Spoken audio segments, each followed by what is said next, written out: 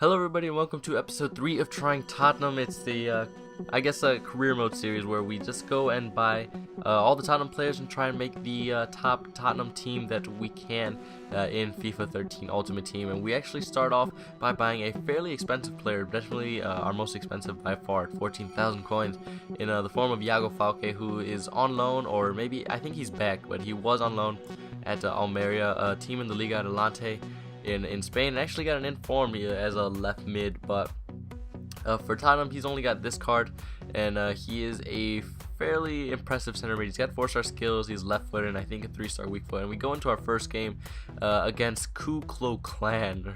I think that's what he was trying to spell. And it's a 4-4-2 championship side, I believe. And we actually start off pretty well. It's the 30th minute right now, and his keeper passes it out straight to Williams, who tramps that over to Ford. And I normally wouldn't have tramped it, but because we have such a bad bronze team and he's got a full silver team, you kind of have to take all the chances that you get. And Iago Falque actually gets taken out in the box in the 45th minute and gets a penalty in his first game for our side. And like I was saying earlier, we actually get plenty of penalties with this squad. I don't know why. It just seems to be that we get more penalties here than we've ever had, and he actually misses it in the 45th minute, and that's kind of disappointing because we wanted to put the game away early. And we're still 1-0 up, and it's the 68th minute. We end up getting a corner kick. Williams deflected shot for a corner, and Williams actually rises above the center back to get the header and score into the bottom right corner in the 69th minute. So Williams with his first goal of this episode. But Williams, for such a bad bronze player, I'm actually scoring quite a few goals with him. But in the 73rd minute, he tends to do this a lot, this player. He'd cut back and cross the ball rather than go to like the goal line and cross. And he actually ends up getting a goal with Russell in the 74th minute. So it's 2-1. And we're in the 90th minute at the minute, and I see Goldberg has the ball, and he has like a 2-star weak foot with his right foot. And look how he shoots that. It goes into the top corner. I don't know if that's just, the 90th minute kind of coming into effect there, but I never in a million years would have thought that Goldberg was going to pull off a shot like that. But still the 90th minute, and we kind of score a ridiculous goal right there. His defender actually takes the ball away from his goalie and actually puts us up front in the 90th minute with Kropfel. I think that's how it's pronounced. But we end up winning that game 3-2 in dramatic fashion. If I was this guy, I'd definitely be a little bit upset because it's a pretty disappointing way to lose a game.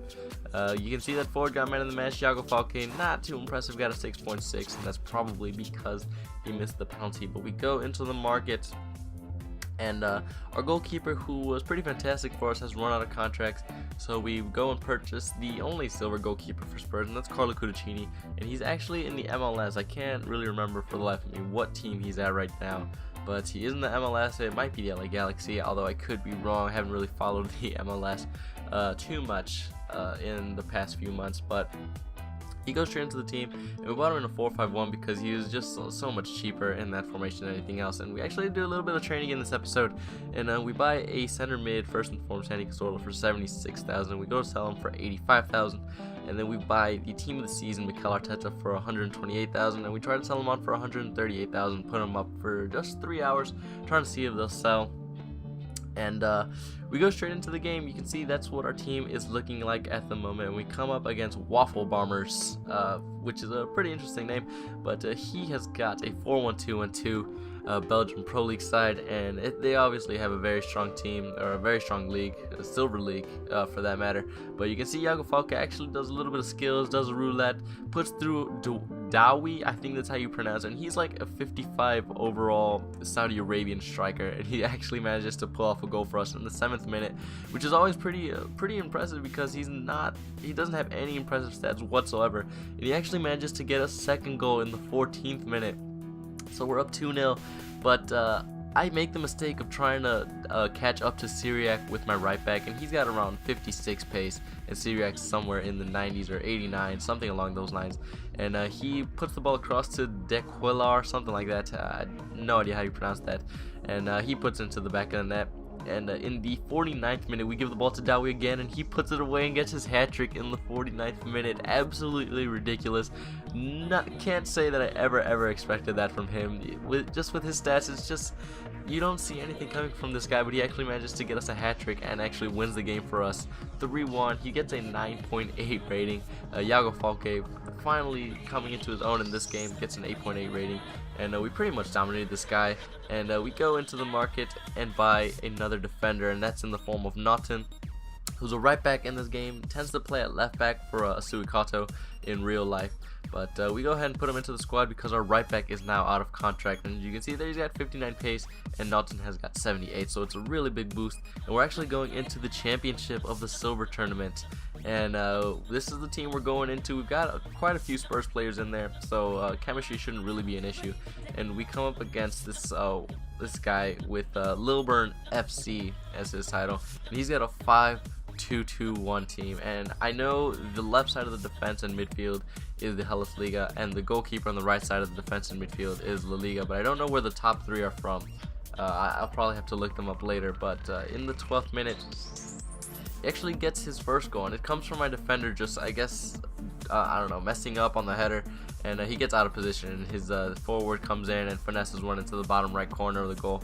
Or yeah, the bottom right corner. It might be the bottom left corner, but I think that's the bottom right. And the second goal comes in the 36th minute. He puts through Rivas, who finesses this one past my goalkeeper as well. So not a great start for our goalkeeper, Cudicini. And as you can see right here, we're pretty much dominating this guy in stats, and it's halftime, and I go and make a sub. And what I plan on doing here was to put our striker Williams at center mid and move Iago Falque into the striker position, so that he can use his 4-star skills and his better dribbling and better pace to get in on goal.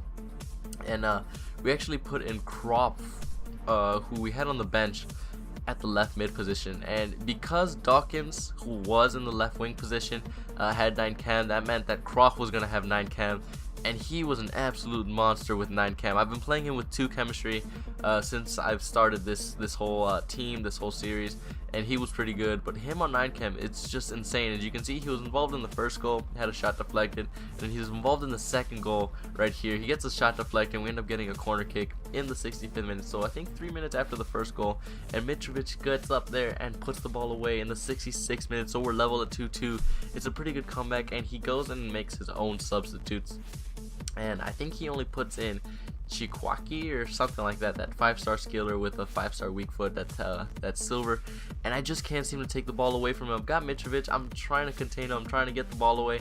For whatever reason, he's pulling off skill moves, I can't get the ball, and he finesses it past my goalie in the 90th minute, and of course he's going to celebrate like this. Anyone would have celebrated like this, but it was just such a disappointing way to concede in the 90th minute, and we only have 1 minute of stoppage time, so there was really no time to do anything at all.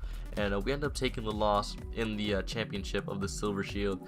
But you can see here that I won 2,230 coins, and I got the team of the tournament coin boost for 1,500. So I guess when you, really beat your opponent in every other stat except for the goals, EA or this FIFA game will actually give you the coins, but I'm just showing you here that our players did sell for the amount that we wanted them to. But I hope you guys are enjoying this episode. Feel free to subscribe and like and tell me what you think of the series so far. But other than that, I'll see you guys next time.